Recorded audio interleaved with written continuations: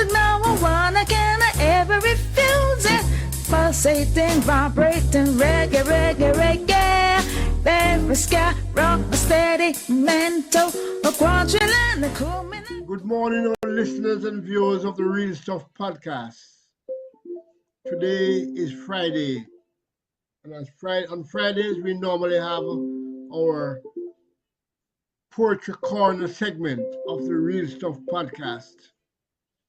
And today we have a fantastic poet who's going to be sharing her works with us. And she also have some guests who's coming to listen to her and support her.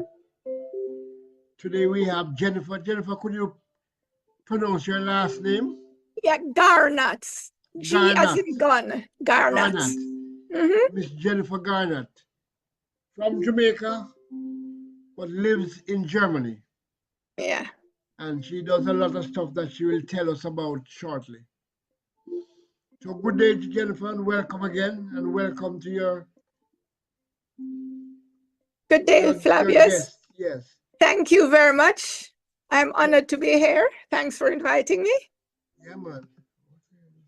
Real pleasure. Particularly looking at you and seeing the Jamaican scenery behind you. Oh, yeah, that is the magnificent town of Port Anthony. Yeah, I've driven through there. Capital of Portland. Yeah. It's good. Okay, so could you start us off, Jennifer, and just tell our viewers and listeners who is Jennifer and what you do, a little background. Okay. Before we start. I was born in the parish of Hanover in Lucy. Whoa. But when I was 4 years old, my parents weren't married. So when I was 4 years old, my mother took me to Kingston, left me with my father, and then she migrated to England with my stepfather. So I grew up practically in boarding schools, or my father paid for me to live with other private people. So I attended school. All my schooling was in Kingston. I went to Blake's Prep, then the Alpha Academy, Convent of Mercy, where I also boarded there with the nuns. I graduated from there, and then I did a secretarial course at CAST. And then 1972, I began working. So I was down Duke Street with the lawyer, David Muirhead. Okay. From there, I went into the hotel industry and then worked at Jamaica House as personal assistant to Mrs. Beverly Manley. I need to ask you a question about that. Go ahead. Go ahead. Yeah, go ahead, man. You go ahead. Okay. When you're complete, I'll ask. Okay, I was there 1975 until 1978, and I knew they weren't going to win the election a third time. So I resigned and went back into the hotel industry. What hotel was that? I was in Kingston. I was at the Skyline Hotel, which is now the Courtly. It's between Pegasus and the Sheraton. And then I went to the North Coast to Trelawny Beach Hotel. Okay. And it's while I was there that I saw that the North Coast was overrun with German tourists because they started coming to the Caribbean and Jamaica in chartered flights. In fact, there were more. It was more overrun in the south. Yeah.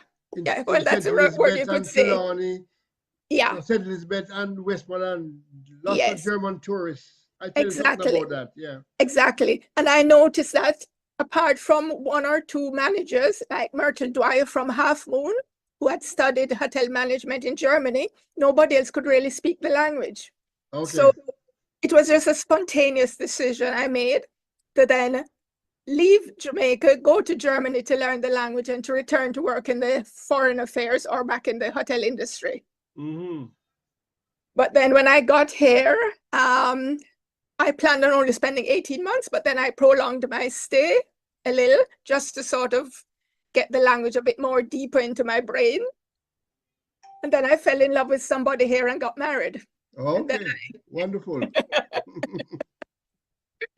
So that's why I stayed but I've always been going back to Jamaica on vacation every, like, say, 6 weeks a year, almost every year. But I've never let 3 years pass and I don't go to Jamaica. Wonderful, wonderful.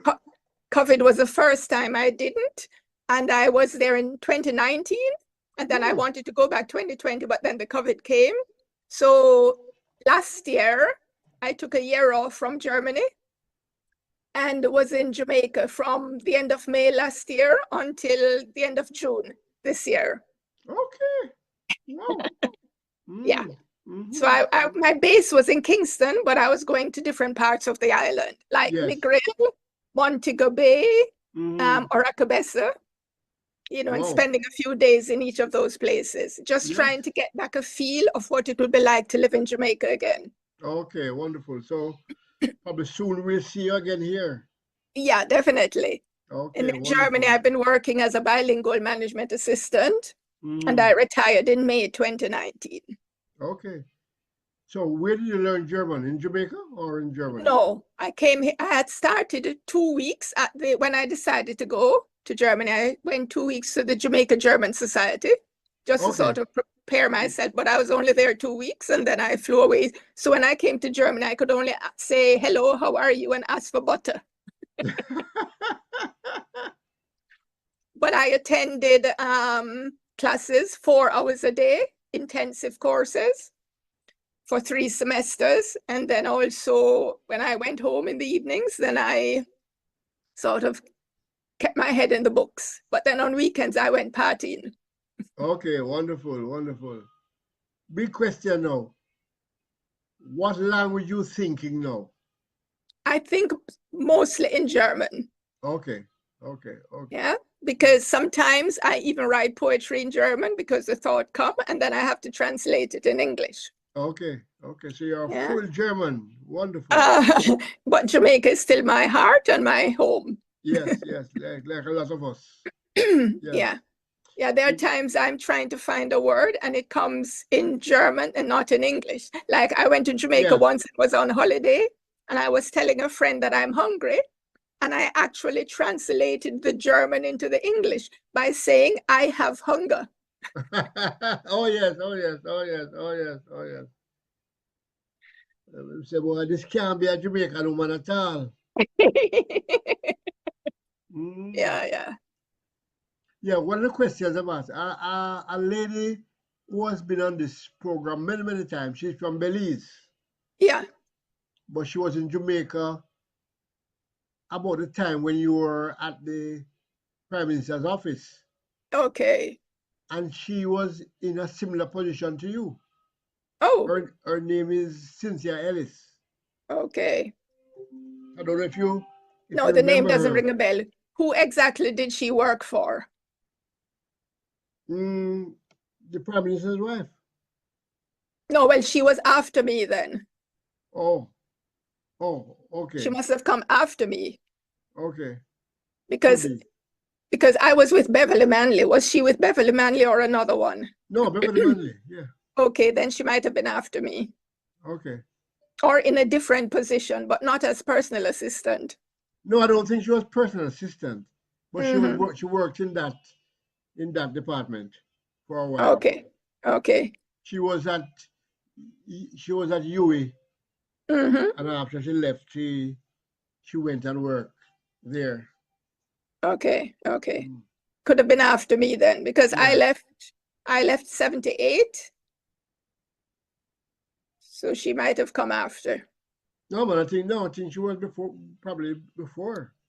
I was there 75 to 78. Yeah, I don't know exactly what date she was there, but she said she was there, Okay. I think Courtney has arrived.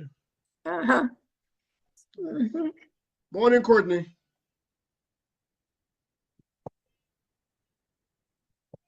Are you here, Miss Courtney? Doesn't seem that way at all.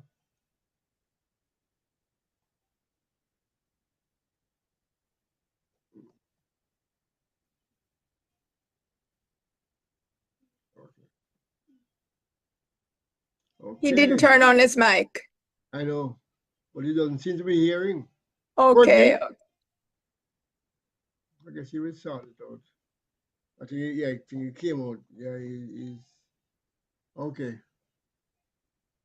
I just speak about the German thing. I remember I did one of the first websites for our hotel in Jamaica in the called Great House Okay. in Black River. Uh-huh. And it was a bilingual website, Mm-hmm. Germany and English. Okay. Because the Germans were a lot down that area at that time. Mm-hmm. Yeah. So could you introduce your? Yeah, Yeah. Good to hear you, now, Courtney. Good to hear you. yeah, good morning. Yeah, sorry, I apologize, for being late, but it was just an emergency, Yeah. and I had to run out to get back here. Yeah. Hi, Courtney. Nice Yeah. to see you. Thanks for having Nice. me. Oh, no problem at all. So how's it going in Germany? Cold and wet and dark. Cold, wet, and Yeah, dark. No yeah. snow yet. No. We had wet Yeah, snow the well, other day, but it disappeared. yeah, I woke up to 50 degrees this morning, so,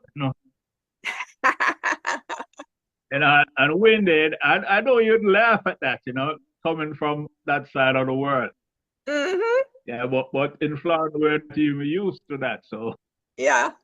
Uh-huh. Yeah. Could you introduce your visitors and let's get going.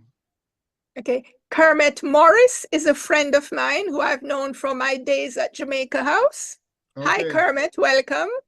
And Dr. Michael Anthony Ingram is a podcaster who has Oh, his own radio show where he introduces and interviews lots of poets Okay. Wonderful. worldwide. And it's called the Quintessentials Radio Listening. Okay. So- well, yeah, we should hook up definitely. Yes. Yeah. Courtney, you want to take it from here, please? yes. Well, good morning to the listeners and viewers of the Real Stuff podcast. Today is Friday, and it's Poetry Corner, and we have a special guest, Jennifer Garnatz. I hope I'm pronouncing her name right. Garnatz, And that's she's a okay. Yes, and she's a very special person. I mean, I don't know how to describe her, but she's a poet, she's a writer, give me something else to say about you, Jennifer. Oh, Or maybe I just have to ask you to say it about yourself. okay. I'm a Okay. fun- She did already, Courtney. Oh, Well- she did all of that. Okay. Yeah. But I can So- just add that I am a very spiritual person, but at the same time, I love to have fun. So I only let myself go when I'm doing poems, like romantic or erotic poems, and when I'm on the dance floor. Okay. Otherwise, Oh, man. I am laid back. That's a Okay. broad, that's a very wide margin there, wide gap, Yes, and I'm also very social conscious. I write a lot about the suffering of the people. Mm-hmm. That it motivates me because I'm very troubled by all the problems that's happening in the world. So therefore, my poems are not only just spiritual and romantically, but also about the different problems that I see facing people, whether they be Black, white, Arabs, Jews, or whatever. Yeah. Okay, And so some of that is that kind of reflected shows. in my poems. Oh, so that shows that you're that empathic side of you. Okay. Yeah.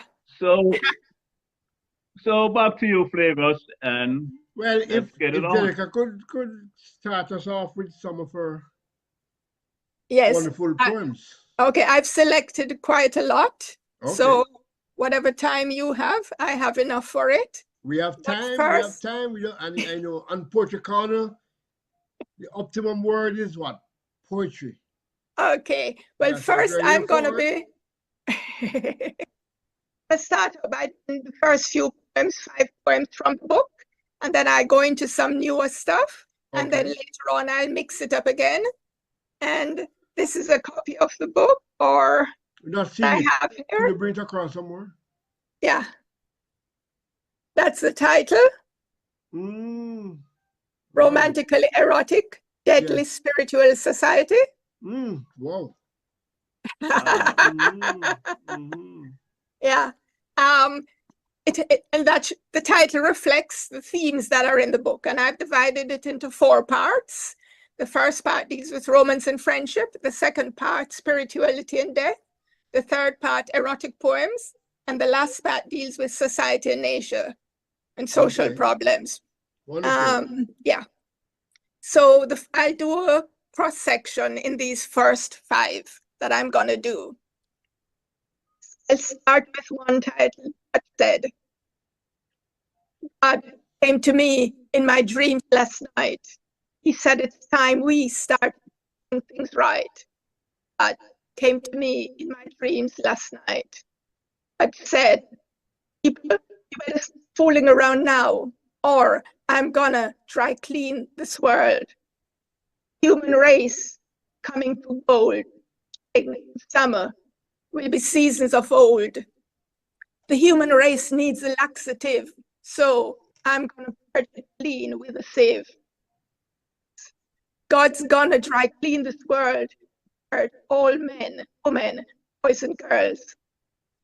Remembering Noah and the 40-day rain, I said, God promised when the first rainbow came, you would never without end.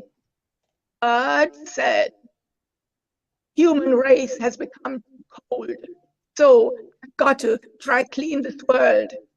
Spring and summer will be seasons of old. The human race is becoming too old.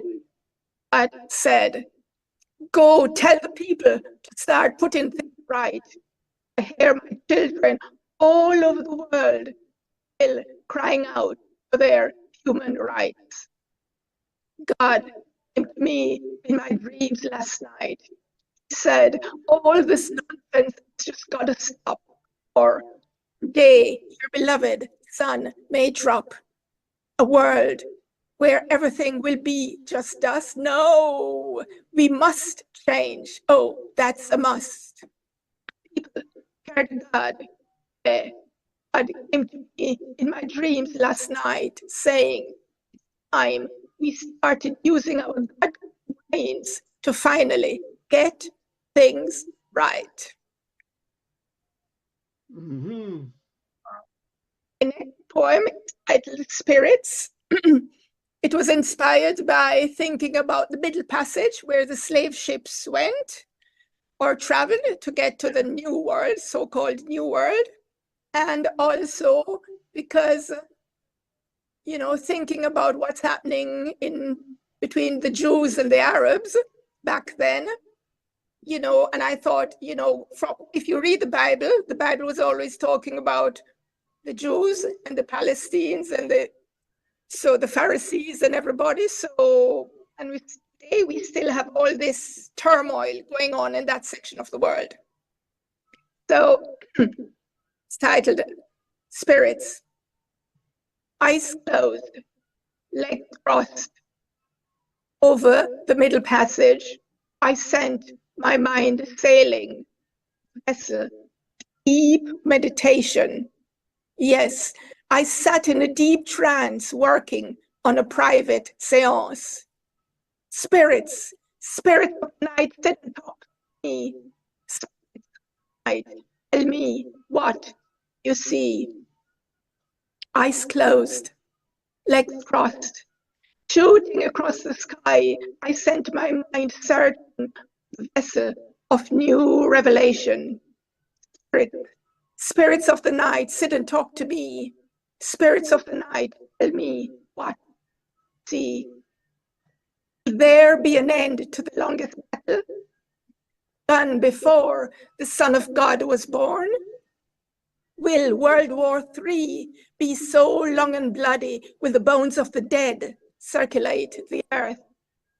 Spirits, spirits of the night, sit and talk to me. Spirits of the night, tell me, what do you see? Talk to me, spirits. Talk to me, spirits, spirits. Wow. Wow. That's deep. That's really profound. Oh, yes. Thank you.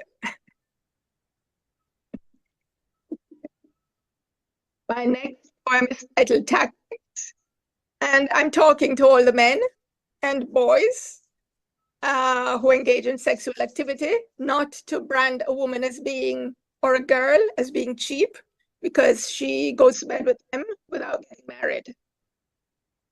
Because it can work both ways. You sized me up, lusting. I smiled inwardly, waiting. My cool expression did not betray me, but I too wanted you. The yearning gave your legs courage. They brought you to me way up close. You speak me down.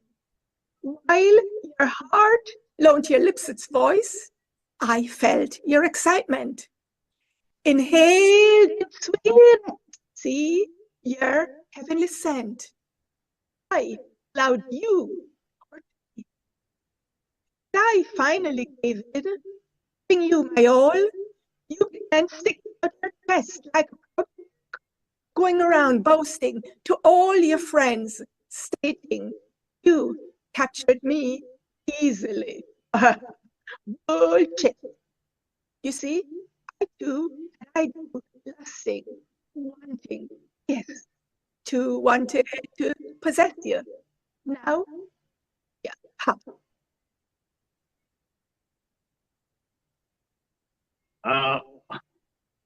Just describing that power game, eh? Yeah. Who's in charge? Yeah, exactly. I say it both ways. The next poem is Jennifer, about. go ahead. Oh, talk. No, I was just intrigued, by your writing process, so I don't know if you could just run me through, or you come up with all of these little stuff. It's difficult to say because my brain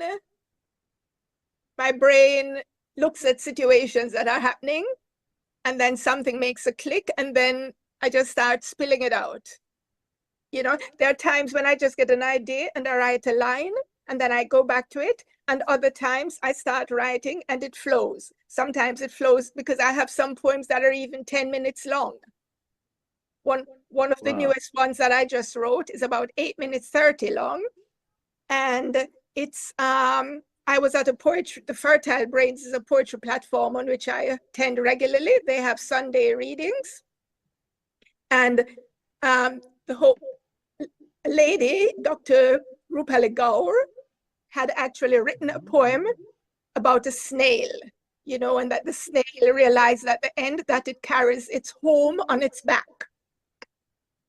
And immediately after the poetry session ended, I started writing a poem, and that poem was 10 minutes long, 8 minutes 30 long.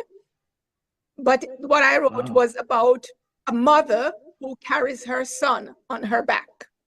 And then the son, in turn, when she gets old, he carries her and looks after her. So I've not done that poem yet because it was written the end of October, and I wanted to only present it when Dr. Gaur had time to attend one of the sessions, so that I would present it in her presence. Wow. Sometimes I'm reading and a word makes a click, and then I can look through a dictionary, and if I flick through the pages, there's a word that will sort of inspire me to write something. You can say something. It's like I have a poem titled The Shower. My voice is a bit scratchy, one moment. I have an erotic poem in my book titled The Shower. And a man with whom I don't have any intimate connection said to me one day, I would love it if a woman would immortalize me in an erotic poem.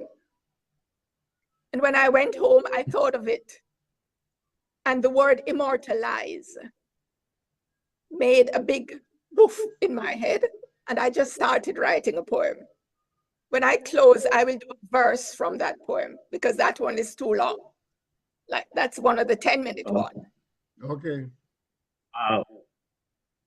You know.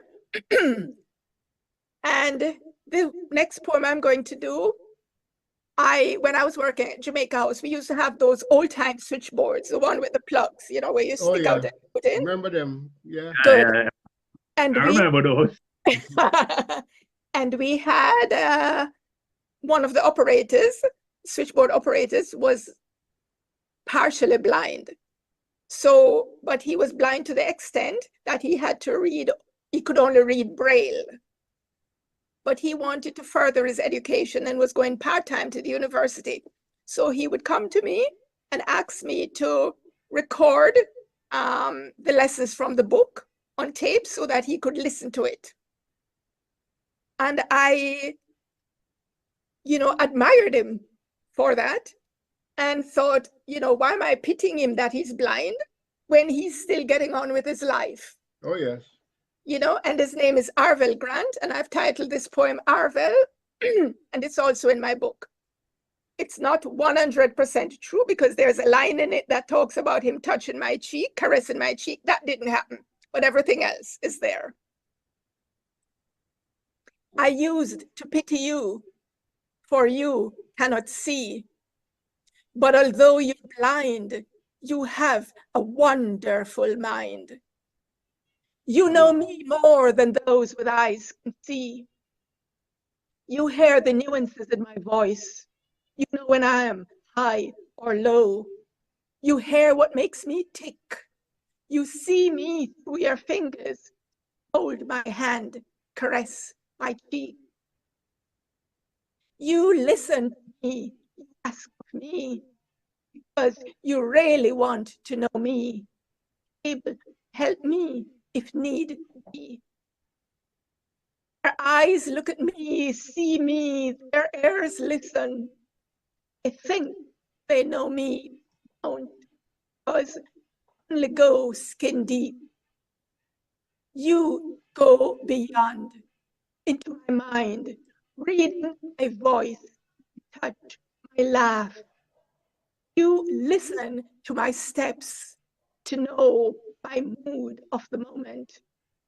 You are my friend, and I wish you could see beauty surrounding you, but sometimes I'm happy you can't, because you would not like all that you could see to lose your precious God-given gift of sensibility.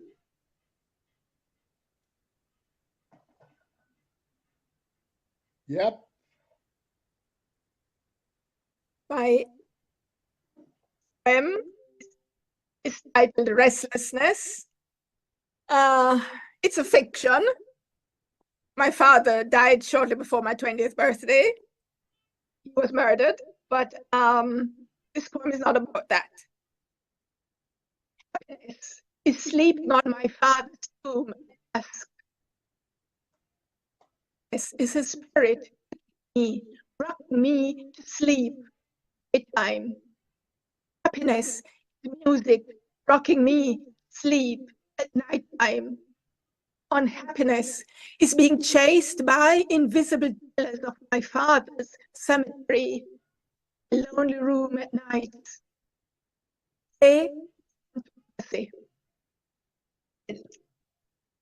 So that's the end of poems from my book for the first part. I'll be doing some more later. This poem is one of my new ones that I wrote in October, and I hope you men will appreciate it, even though you might not like the theme. It's titled, God Took Sex Away. And I'm writing it from the standpoint of a man. Some of my poems are not only from the standpoint of a woman, but also from the standpoint of a man. I used to be the hottest guy around, seducing girls, then be outward bound, hurting their feelings, sending, reeling, treating them as playthings, caring not for anyone, anything. Settle down. Having so much fun listening to how they come. Settle down. God suddenly pulled that away from me. Had to stay put. No longer felt sexy. God took sex from me. Claiming I was acting worse than a rodent. God suddenly made me completely impotent. Been cured, not even the most skilled surgeon. Had to sincerely earn religion. Now, all my energy, money has been spent trying to reverse becoming impotent. Now I don't even look at chicks with lust in my eyes. If asked when they're gonna see me, spend another lustful night with me, excuse myself with appointment lies, too ashamed to say real reason why God took my sex away.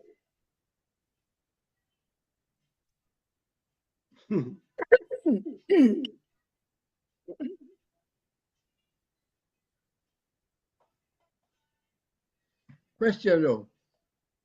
Do you do most of your writing in the night or just any time?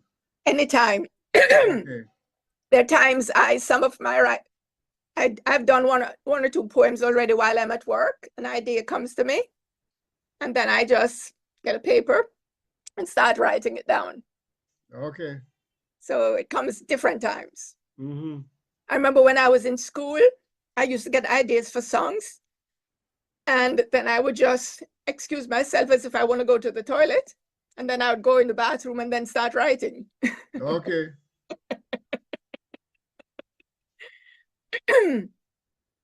My next poem was inspired by TV reports about what's happening at the moment in the Middle East with all these bombs going, but not only in the Middle East, wherever there's bombs going and the children are suffering. You know, you keep seeing those things on the news media.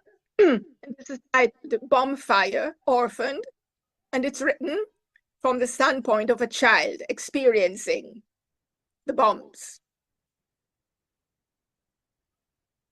Startled, airs shouting to my eyes, open, open, open, rise, arise, run, hide. I scramble out of bed, body trembling, bladder feeling trepidation, springing into action, seeing myself frightfully, seeing the fire-red sky, the bedroom wall gone, broken glass, furniture, miraculously lucky to be alive. Mommy, Daddy, where are you? Mother, sister, where are you? Spotty, my loving mongrel doggy, where are you? Silence, no voices, not even one voice hearing. Silence, no crying. Silence, no painful screaming. Silence, no whimpering. God, dear God, am I really alone? Not ready to be alone. God, still much too young. Alone. I want them back. God, dear God, not being ungrateful. Thanks, placing your protective wall around me. Quickly melt hearts of man. Let's live peace again. We want peace. Pouring to destructive light, a and a war. They make weapons for war.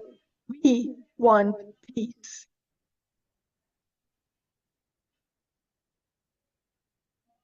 A war. No possibility to change their minds. Future destruction imminent of humankind. We want peace. They want war.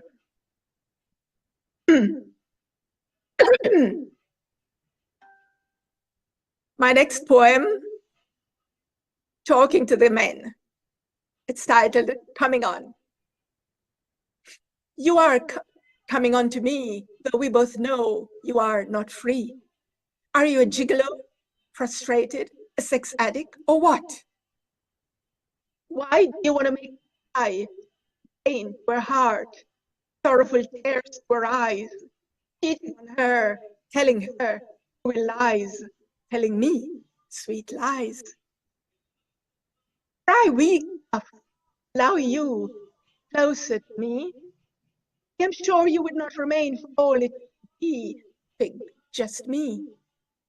Would you not steal anxiously away during your lunch break, lying on any surface, leaning against any wall, or quickies till I call? Then you call the next one, take my place, when you get tired of touching my skin, seeing my face. Even though my body may longingly be itching to say yes, I am strong enough, not a fool in love enough, crazy, tangled, or lustful sex trap.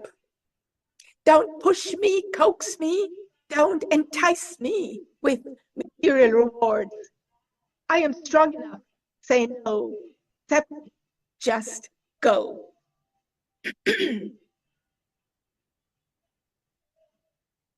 That poem was inspired by, although I recently wrote it, it was inspired by remembering a boss I had in Jamaica.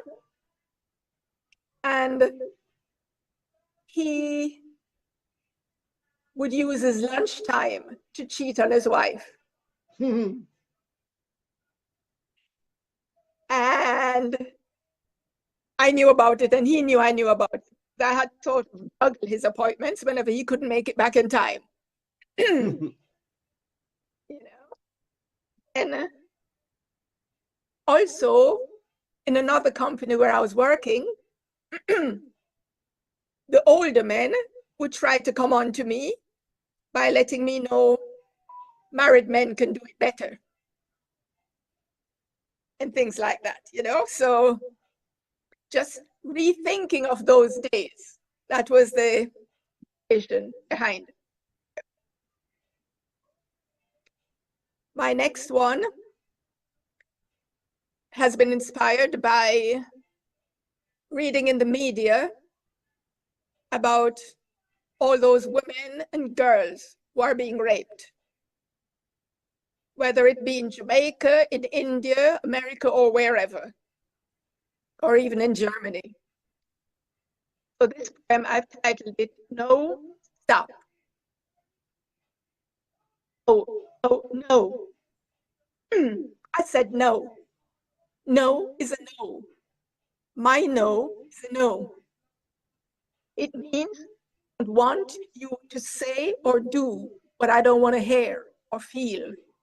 It means I don't want you to touch me, kidnap me elsewhere. Me. No, me. I don't want, I don't have, I don't like, I desire something, someone. No is not a sly, synonym used girls, women, secretly boys and men believe they really mean yes, allowing them to forcibly touch, kiss, caress, undress her without redress. Do not accept no would make her heart full of dread, her body, her mind go emotionless dead. Her no means no, a trigger to increase your erectile eager, nor cause you anger. Simply means stop. Let your fingers drop out, get lost. Don't do that. Your evil thoughts of using force to take her as your source of carnal pleasure, while you abuse privilege, decide she may allow to reap her benefits. Your greedy attitude proves you are unfit to touch any part of her skin. Don't commit such grave sin. A female's no simply means no. It's not a secret code for a hidden, yes, gender. That you have to remember. So her body she'll never surrender to a vicious male wanting her. A female no only means don't do what God forbids you to do. Wonderful. Could we at this point have a few words from our guests?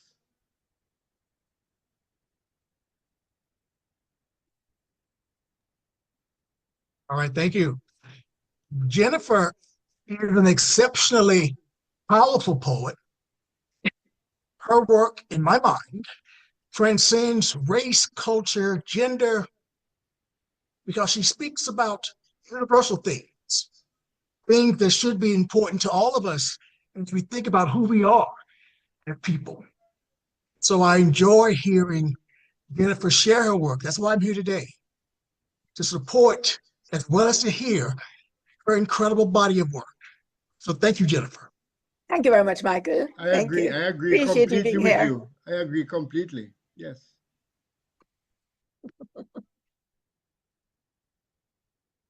Kermit, you want to say something? Turn on your mic. You're muted. Turn on the mic. Turn on the microphone. Okay. Yeah. Unmute, please.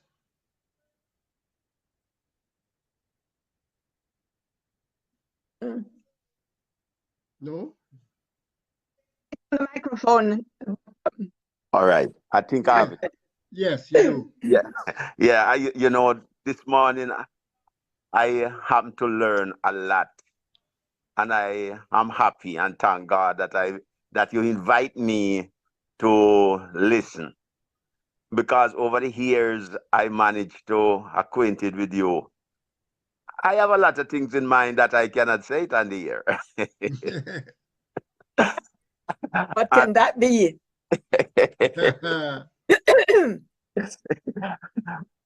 Next time, one of my best encouragement, when you know that the season is what it is, get some honey and lime first to keep that coughing or that little problem there away. Yes. But I've been enjoying every moment. I get to know you more. Very diverse lady. And you teach me, as you know my age and I know your age, you teach me and you continue to teaching me. You taught me in the past many things unspoken, and now after I have your book, I get to come to a lot of conclusion which was hidden. And you know, it's not me alone of these thoughts, because I listened to your sponsor and the other guest before. It's an high hoping that if many men could get to hear these things from female, knowing and not knowing, we would probably be more mature in certain areas. But women, we are lack of many experience in these areas. Thank you, Kermit. Yeah. Wonderful. Thank you. Yes. Teresa?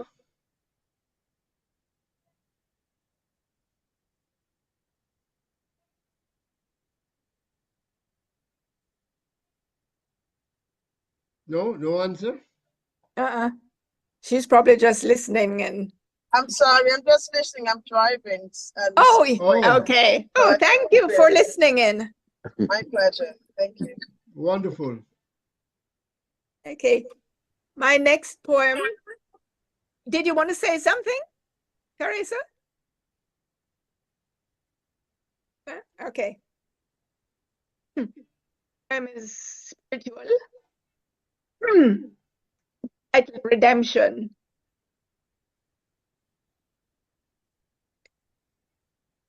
Actually, not fully spiritual.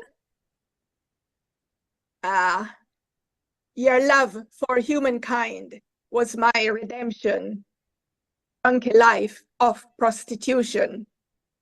You elevated me, showing me respect, buying my freedom without strings attached. Now I am a new me, content, and once again free. No more being used, misused, abused. No more severe pain. No more drugs tearing out my insides like a bomb. Your unique leadership was my need salvation, taking me on a journey, reaching out for the stars, reaching out for the Lord.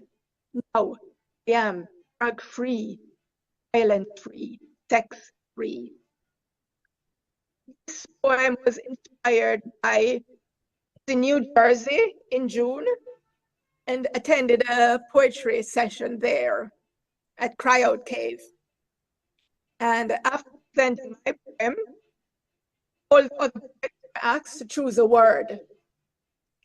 And then at the end of everyone reciting their poem, each word that one of us said, we were then asked to write a poem based on these words.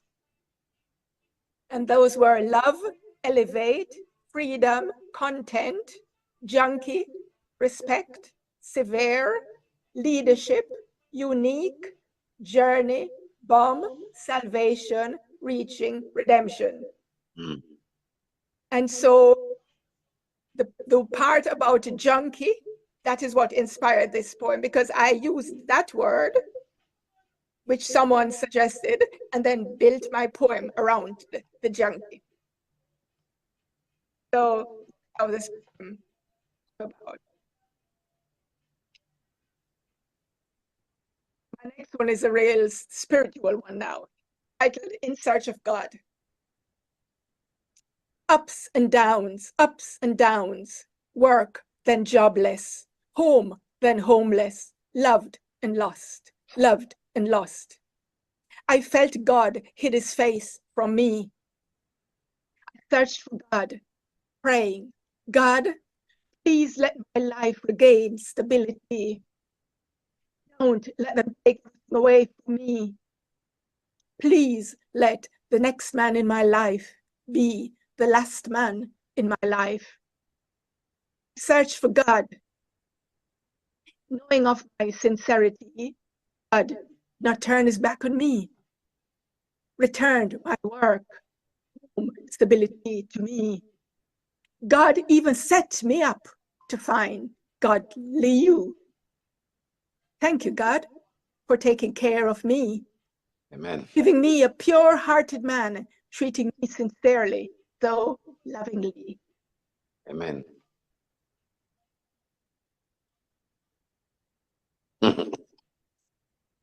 Sometimes I see a picture or a painting, and you will hear about a few other poems that I'm doing today that are based on that.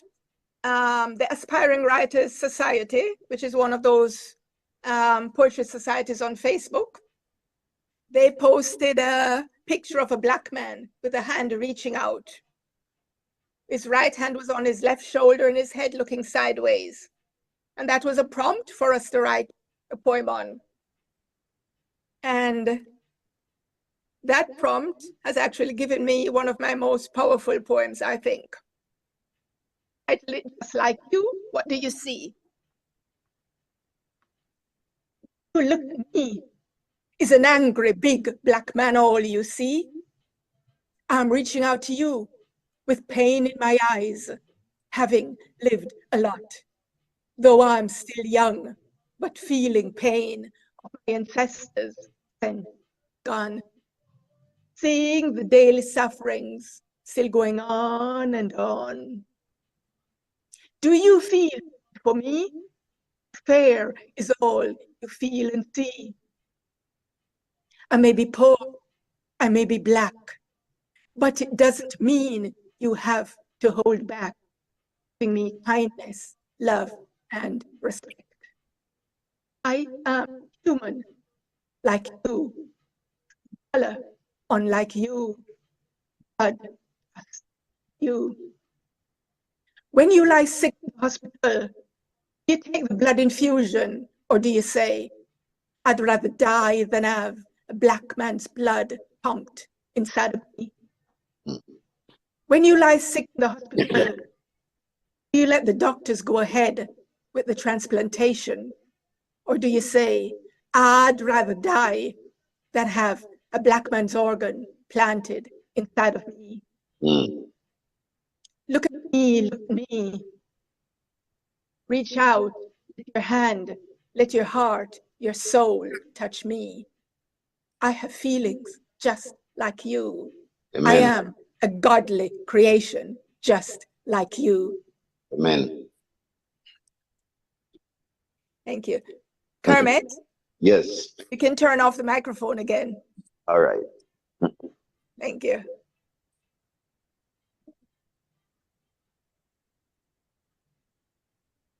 Yeah, sorry about just missing out. Just some problems and some situations that I have to deal Okay, with. don't worry about that. Poem was inspired by a Jamaican painter. When I was in Jamaica, I attended in June the opening of an art exhibition in honor of Cecil Cooper Foundation. And most of his, or I shouldn't say most, some of his proteges were there, and they exhibited their paintings. And one of them is a world-renowned Jamaican painter called Brian McFarlane. He's now a tenured professor at the University of Massachusetts in the USA. And his exhibitions go from North America all the way to China. And it was not his painting. Some of his paintings inspired me to write, but this particular poem, it was the title he gave the poem that inspired me. It made a click in my head immediately. And the painting is titled, What's Behind the Love Mask? So it was such an unusual title. I went up to him and said, the title you've given this poem, this painting, has made a click in my head. So I know I'm going to write a poem about it. But what inspired you to choose this title? He said to me, it's a complicated story. So I smiled. And when I went home, I wrote a complicated love poem. So, this is it. You speak of love, of loving me wholeheartedly. You smile at me. I believe I see longing in your eyes. I feel your touch, hot fingers burning with the desire, setting my body on fire, licking your body on me, seeking my reciprocation as you cover my senses with your overwhelmingly sweet, electrifying love potion. It seems only temporarily, though I longed for you eternally. Is it all a love mask you are wearing? Something is amiss. I sensed it in your today's morning kiss, so different from yesteryear. I heard it in the way you called my name. I saw it in the way you looked at me as you turned your head away, cutting your eye, not revealing why. Love is waning. My love is waxing, though I'm still full of yearning. Behind there, can it be you are timing me? Now I wish My love for you was not so strong enough to make me so weak enough to be so deep hurt inside. I feel the gut-wrenching pain, sensing, no, now knowing my love for you is all in vain. It's hurt, will hurt, leaving me in mental agony for months to come. You've done to the other one. Still, you won't reveal to me why. What's behind that mask? Why yesterday make love to me so passionately, then today burst my romantic, leaving my heart in a confused rubble. Is that your selfish parting gift? Flying me sky high in sweet ecstasy, unexpectedly dropping me like a bomb, exploding into oblivion. What's really behind your love mask? Who is? What really is the personality you have so cunningly, so successfully in fooling me, made a complete of me behind your secret love mask? And I can't even take you to task. Then your secret word, you have to ask. Who is? What is really behind your love mask? End of poem. Oh, but it sounds like you're writing some kind of reality about you too, eh? No, it's just that ever since I was a little girl, when I read books, I would cry, I would feel all the emotions that were in the books.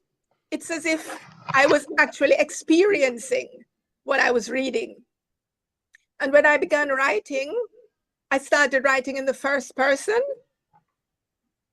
because I always enjoyed books which were written in the first person. So I sort of just took it over.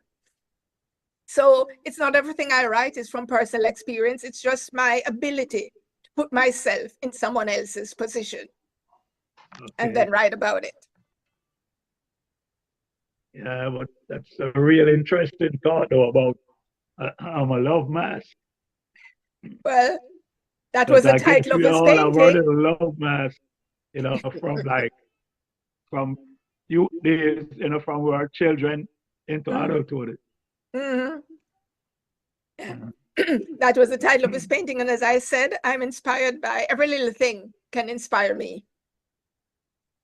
The next poem is also from the same exhibition. And I've titled it Wig Revolt. And the painting was by Greg Bailey.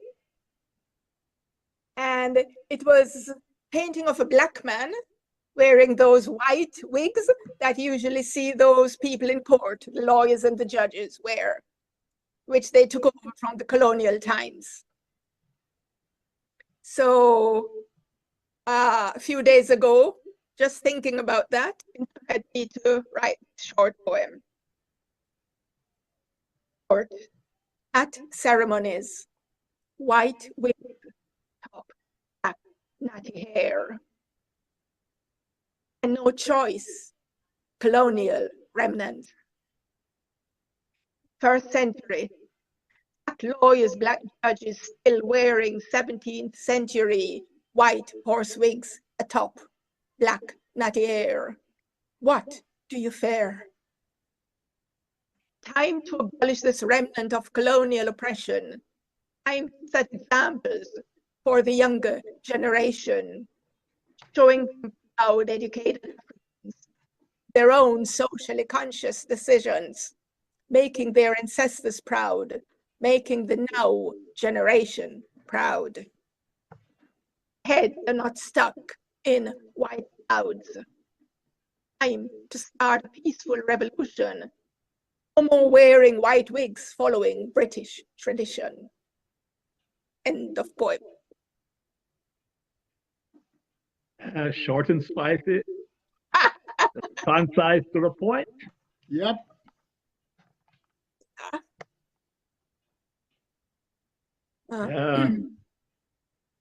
Something to really think about too. Yeah. I mean, I don't understand why they're still wearing them, you know? I always hate seeing on TV when they're showing you scenes from courts or whatever, when you see these people wearing them. Let the Europeans wear it, not. And they don't look good at all. No, definitely not, you know.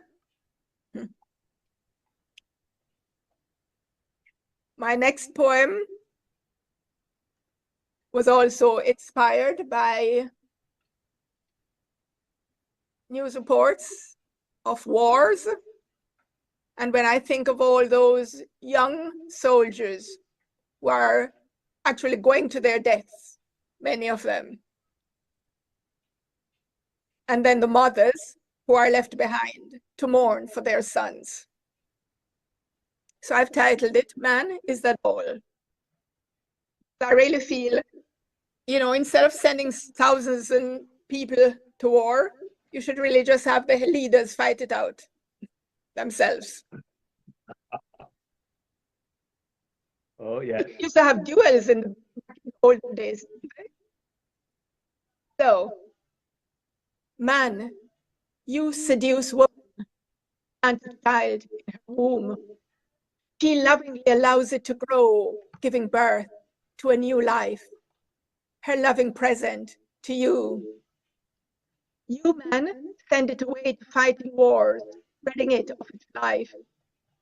You are present to her, corpse in a coffin, shipped back home, engulfed in a flag. You send her sons and daughters back home mutilated, abandoned veterans, left, become homeless, jobless. Man, is that all woman is good for? Birth, year, statistic, war?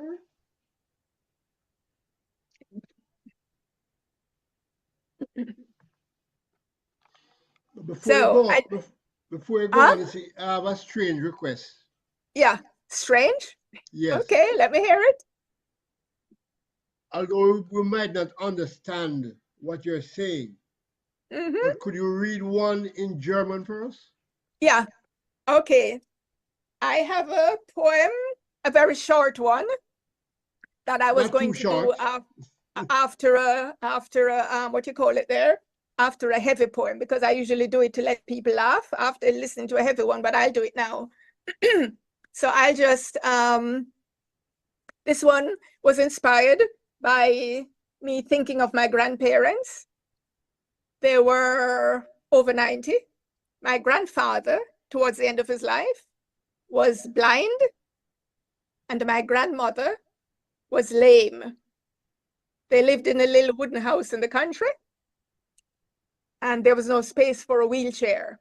And every day he would come and sit by her bed, you know, and just holding her hand. And I visited them one time, and this scene really touched me. So I thought to myself, it's a pity they're still so in love with each other and they can't have sex. And that inspired me to write this poem. It's very short, just 30 seconds, but I'm going to do it in both languages. So I do it first in English and then in German. I called it Old Love. Like cowardless soldiers, our energies have deserted. Sorry, this is my grandfather talking to my grandmother now. Like cowardless soldiers, our energies have deserted. You can't bear me up, nor can I keep it up. So let's just kiss and fondle each other's bundle. Think of the fun we had when young. And in German, I called it Verliebte Alte. Wie feige Soldaten, unsere Energien sind desertiert. Du kannst mich nicht hochhalten und ich kann es nicht hochkriegen. Also, lass uns nun küssen, miteinander rumfummeln, denken den Spaß wir hatten, als wir beide noch jung und verliebt waren. Thank you. Wow. Thank you. Oh, it sounds more romantic in German. German, of course. Yes, yes, definitely. Definitely. So how much time do you have left? How much time we have left, Courtney? Let's say Then I would select 11 some minutes. poems. 11 Huh? minutes. 11 What? minutes. 11 minutes. 11 minutes? Okay, Yeah. then let me go through and see which one I want to do. Okay, I'll do this one called Unjust Punishment. Thinking about slavery days. As the pain soars, heart sends tears, anger roars, hate grows. Powerful black limbs receive blows up and blows, heavy flesh blows. He doesn't dare allow his face to show. He doesn't want his heart roll of pity. He doesn't want his victim, his once fondly treated slave, to know that he'd rather not torture him. So back from Asa's tears flow inside, because his brain silently shouts, set an example must set. Your overseer, your slaves must feel your power, must fare power. Macra, Massa, thus orders to take it further. Skin stretches, limbs torn, as the expensive, giant, silent, hearted, proud slave finally dies. The master, head high, marches away. Bitterly, he bitterly cries up his favorite field slave. An example had to be set, so he consoles himself, so he justifies the just.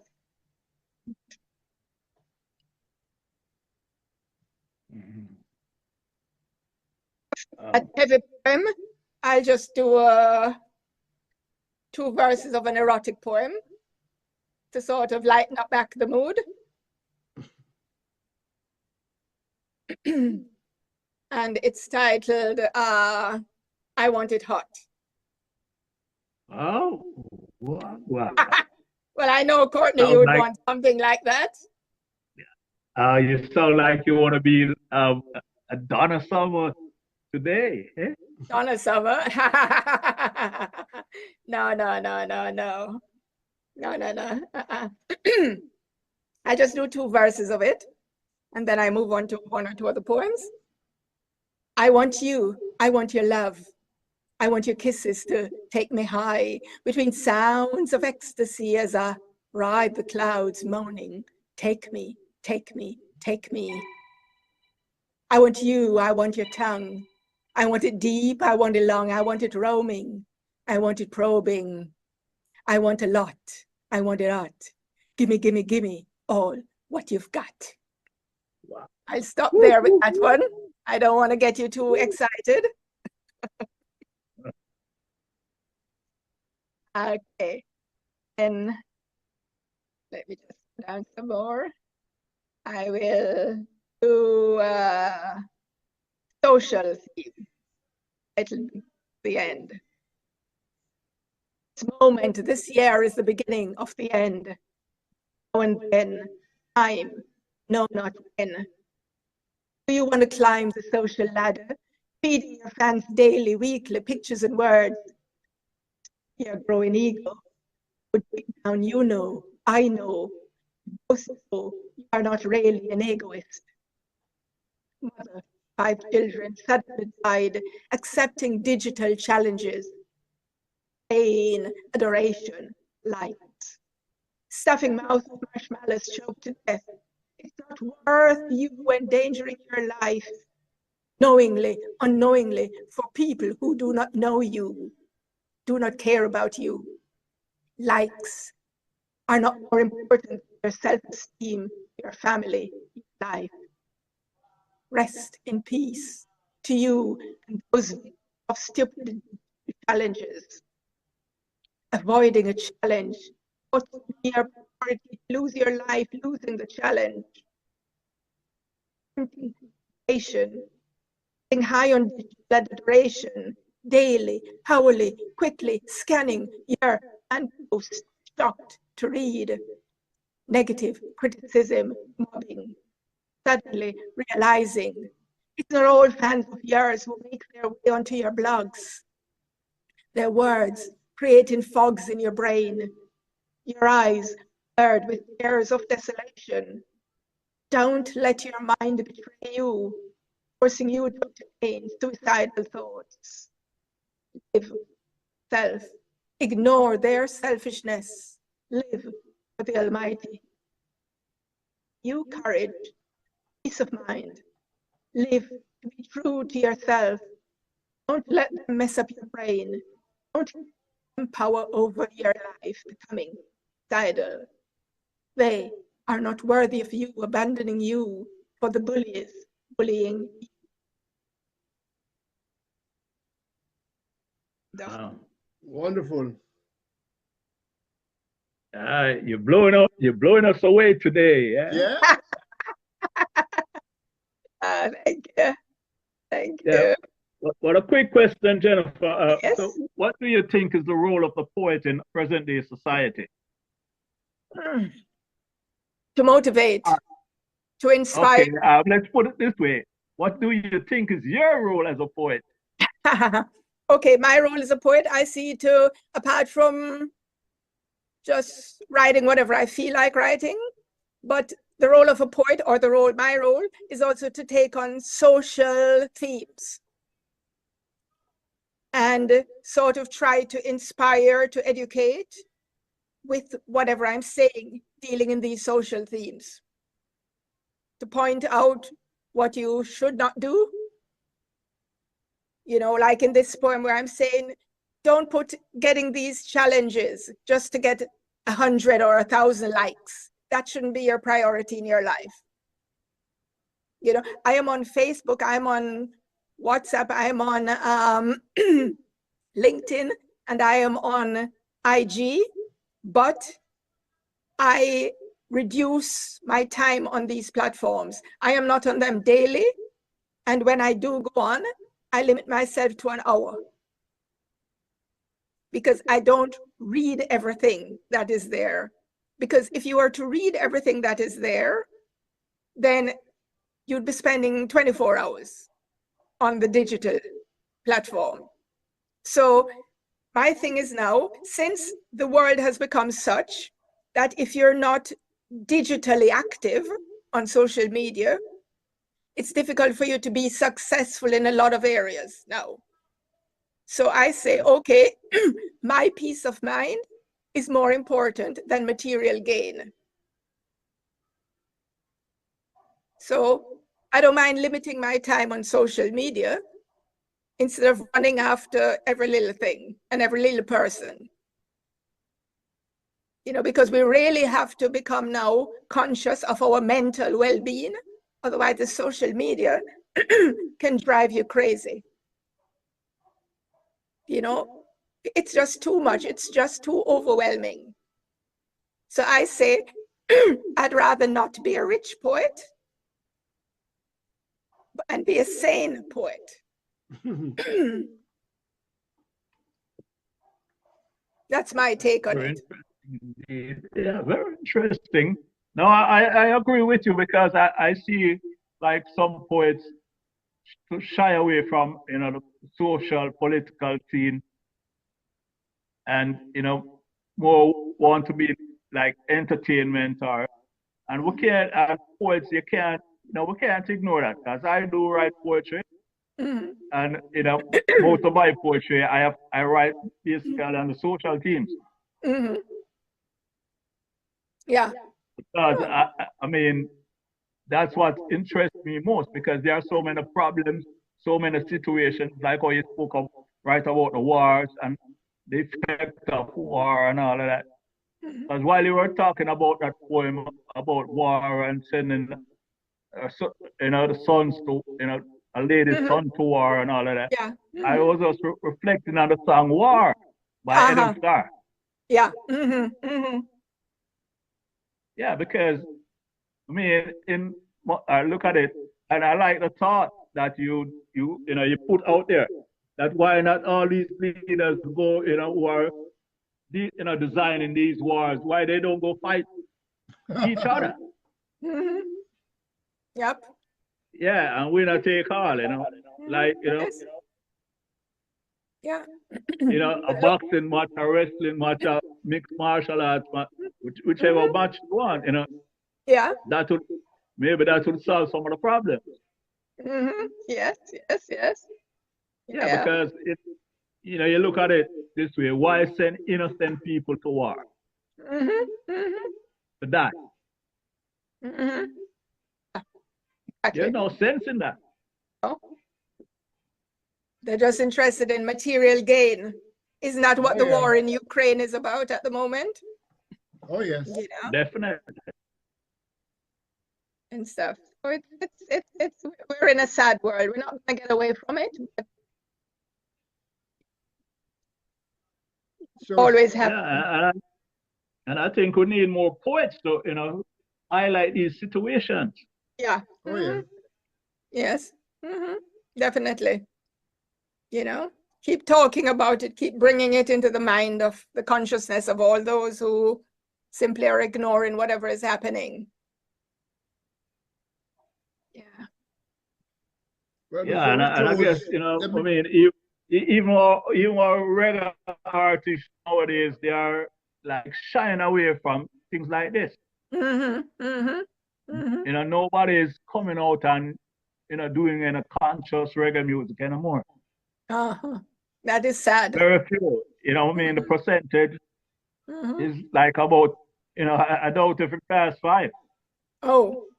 of the Mhm. present day artists. So Yeah. Yeah. Sad.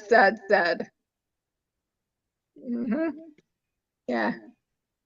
So I have time for 2, or how much time is left? Or is it there's a time for closing one more. one. A one closing- more? Yeah. Okay, closing. do you want a social theme or an erotic theme? I'll go with the social team today. Good. Okay. Then I'm going to go on about my experience in Jamaica in 2019. Knutsford Boulevard in a patty shop. Personal experience, and I've titled it A Caring Heart.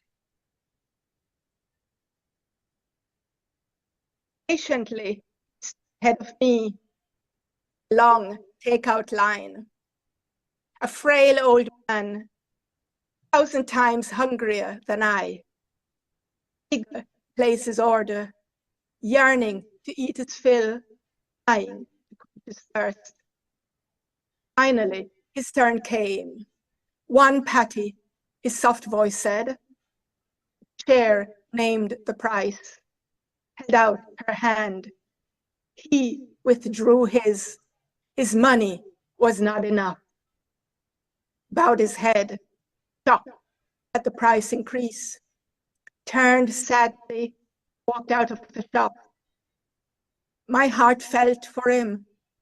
Patty, a basic food for all classes, no longer affordable for the masses. Many will now go hungry. Many will now go hungry. My turn came. I ordered for me, I ordered for him, hoping he had not gone too far away. Outside, he was not inside. My heart felt anxious fright. I walked down the side road. Further on, I saw him. My heart took happy leap. Sitting on the sidewalk, his sad face in his hands, tore at my heart.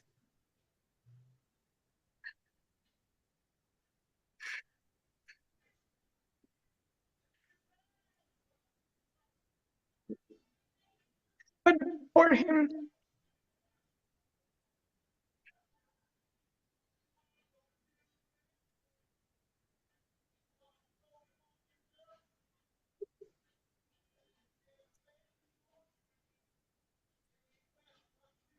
he raised his friendly face, his eyes questioning my gaze, my presence, my blocking his gaze. I smiled down at him.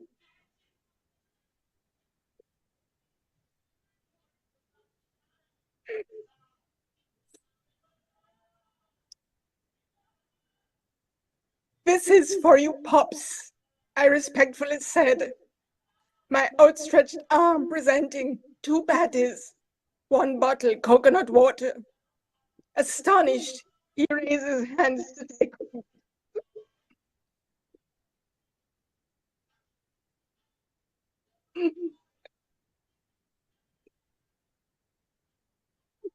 Tears welled up in his eyes, flowing down his wrinkled cheeks. He gently thanked me as I too shed tears. I walked gratefully, thanking God, providing me with enough to share, or give me a heart at first. Wow. Wow.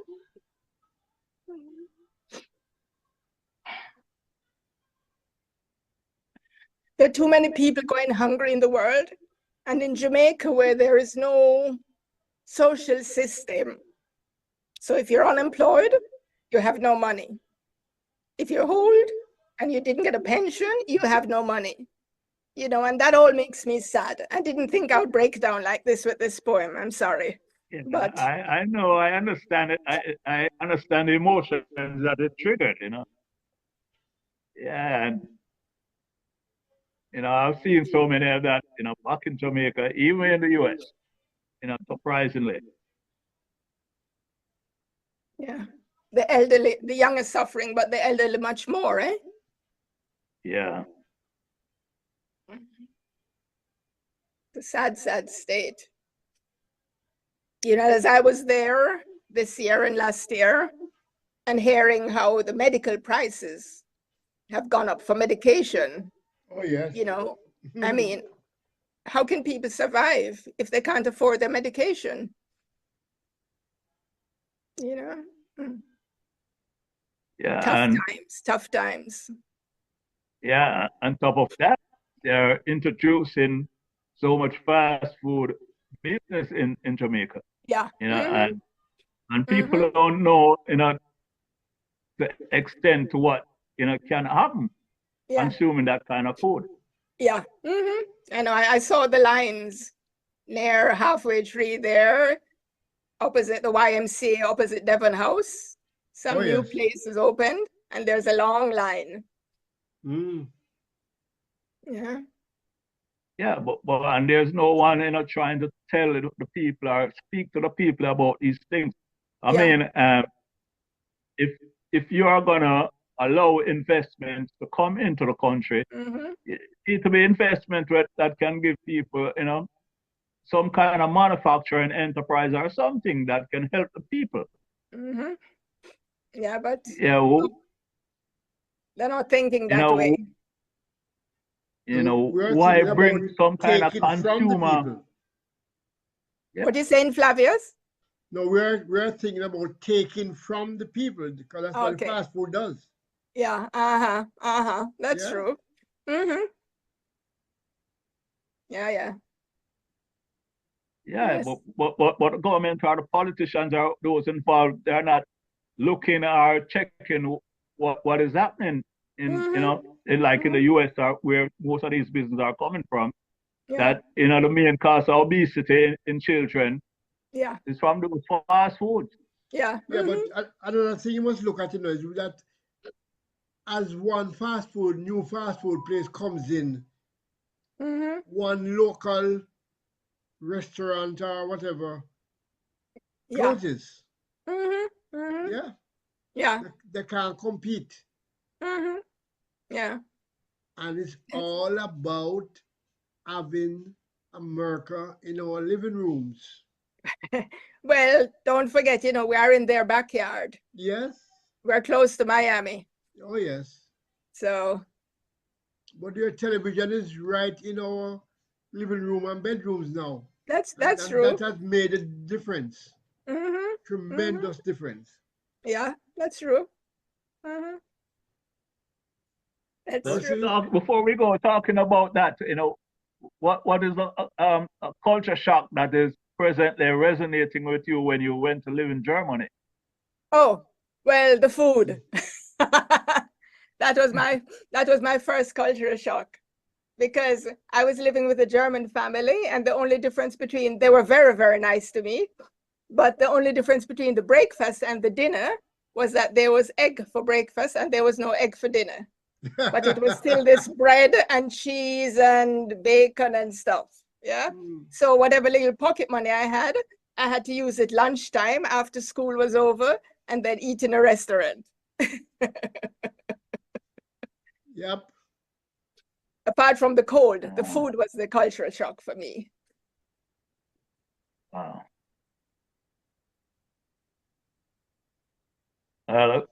What can I say? Although I missed so much of the show, but I'm so happy to have you here. Thank Your you. poetry is amazing. Oh, yes. Oh, Yeah, thank you. Thank you. I'm very impressed. I'm very inspired too.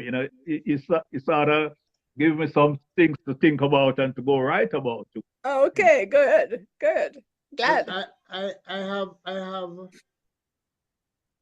what do you call it now? Well, an offer. I am asking Jennifer to be a regular contributor to the Poetry Corner. Okay. Oh, that's nice. Thank you. Yes. And also to let you know that we have been toying with the thoughts of creating our volumes of Poetry Corner books. Okay. Yeah, in fact, we have even done a cover already. Mm-hmm. This is something we want to do in 2025. Okay, good. I'm willing to contribute. Wonderful. So we're going to jump on it immediately, and we're going to also ask for your assistance. Okay, good. And you too, Michael. In fact, I want to invite Michael to come back and chat with us, about what you do and all that. I like that very much. I enjoy this program. Wonderful. Very much. Courtney will be in touch with you. Yeah, The poetic I gift remember that. You remember Michael, me? I still remember that poem, that dramatic stuff that you did, still fresh in my mind right now. Oh yes. I remember it. Yeah. Oh yes. Yeah, well, go ahead. You were saying something. Sorry to just cut you off like that, but I had to just put that out there. I'd love to come back. This is a poetic gift to the world. So I'd love to come back. Wonderful. Thank you very much. And we're going to keep it going, and we'll keep beeping it up. Mm-hmm. And Teresa and Kermit, thank you for coming. Michael, honored to have you. Thank you. It's a pleasure that you were able to take the time to listen in. Yeah. And it was a wonderful morning. Wonderful. Thank you. Courtney? Yes, well, what can I say? But thanks again. And we do appreciate you here at the Real Stuff Podcast. And we know we'll see you many more times to come. Yeah. Really talking and speaking it out there in the universe. Okay. Yeah. Knowing that it will come in the future. Mm-hmm. So, I don't have to talk. You just have a wonderful personality. Your vibrations are, at such a high level. I don't know who has not been touched by you. I know that anywhere you go, you light up a place, Jennifer. Oh. I know that. Yeah, oh yes. Thank you very much, Courtney. Oh yes. Thank you, Teresa. Lead us soon full of. You belong far away away. Ajuguala leva buseru. Lida mua, lida sungfula. Lida mua, lida sungfula. Well, unfortunately, this is it. Till next time. Bless.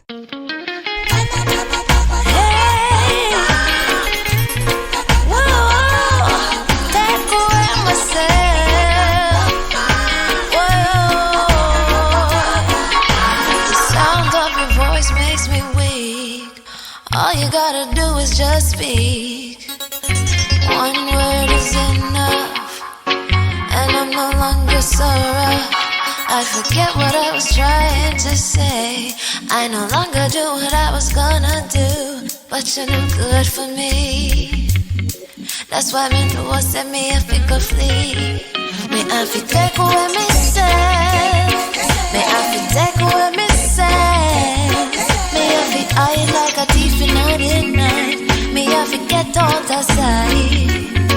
Me I fi take away me say. I fi take away myself. I have to utilize I will.